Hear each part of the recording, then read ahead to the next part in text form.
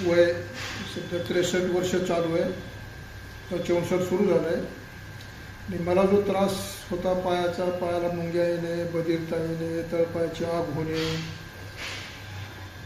आणि तळपायाच्या आगीमुळं चालता येत नव्हतं, चलू देत नव्हतं. उचलला पाय तर टिकू वाटत नव्हता, टेकवला तर उचलू वाटत नव्हता.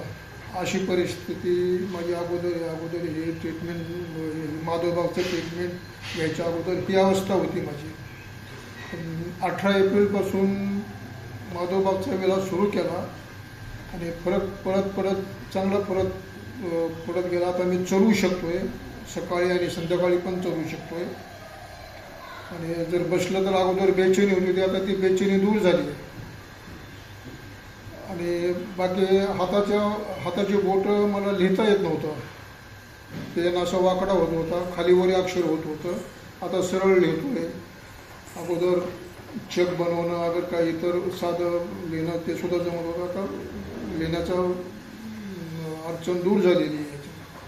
आणि सांगायचं म्हणजे माधवबागचा विलास माझ्या वैयक्तिक अनुभवानं फार अति उत्तम आहे आणि चांगला फरक पडत गेला मला. 100% तर नाही, पण 70-75% मी आज आराम वाटतोय मला.